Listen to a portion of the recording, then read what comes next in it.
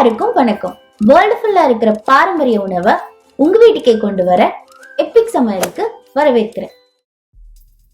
இன்னைக்கு நம்ம எபிக் சமையல்ல கொங்கு நாட்டு ஸ்டைல்ல கத்திரிக்காய் சட்னி எப்படி வைக்கிறதுன்னு பார்க்கலாம் வாங்க.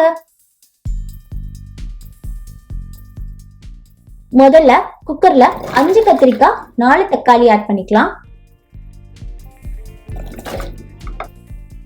இந்த பச்சை மிளகாய் காரமா இருக்குன்றனால நான் ஒரே ஒரு பச்சை மிளகாய் ஆட் பண்றேன். ஆனா நீங்க சின்ன பச்சை மிளகாய் ஆட் பண்றீங்கன்னா 6ல இருந்து 7 பச்சை மிளகாய் ஆட் பண்ணிக்கோங்க.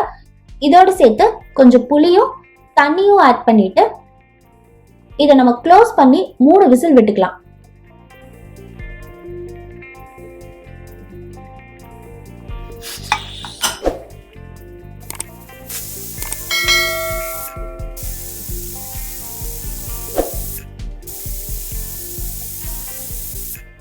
இப்ப நம்ம ஓபன் பண்ணி பார்க்கலாம். கத்திரிக்காய் எல்லாம் நல்லாவே வெந்திருக்கு. அடுத்து நம்ம சட்னியை ரெடி பண்ணிடலாம். அதுக்காக ஒரு கடையிற மாதிரி பாத்திரத்தை எடுத்துக்கோங்க. ஏன்னா நம்ம இந்த சட்னியை கடைய போறோம். இந்த பாத்திரத்துல 1 டீஸ்பூன் ஆயில் ஊத்திட்டு தாளிக்கிறதுக்கு தேவையான கடுகு, உளுத்தம் பருப்பு, அதுக்கப்புறம் கருவேப்பிலை ஆட் பண்ணி இதை தாளிச்சு விட்டுக்கலாம். அதுக்கப்புறமா நம்ம குக்கர்ல இருக்கிறத இதுல ஊத்திடலாம்.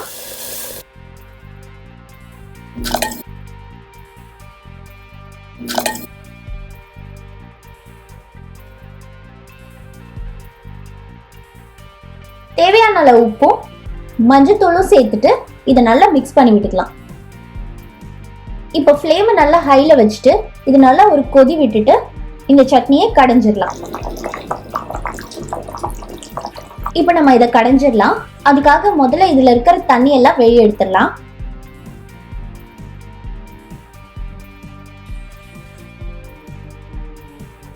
இப்ப கடையிற மத்த வச்சு இதை நல்லா கடைஞ்சு விட்டுறலாம். இந்த சட்னிக்கு வேணும்னா உருளைக்கிழங்கும் ஆட் பண்ணிக்கலாம். இது நல்லா கடைஞ்சதுக்கு அப்புறமா நம்ம எடுத்து வச்சிருந்த தண்ணியை இதுல ஆட் பண்ணிட்டு கொத்தமல்லி தழை சேர்த்து இதை நம்ம இறக்கிடலாம்.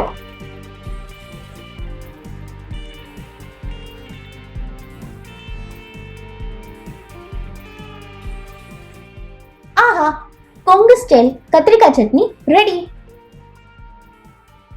இது நீங்களும் ட்ரை பண்ணி பார்த்துட்டு உங்க ஒப்பீனியனை கமெண்ட் பாக்ஸ்ல பதிவு பண்ணுங்க.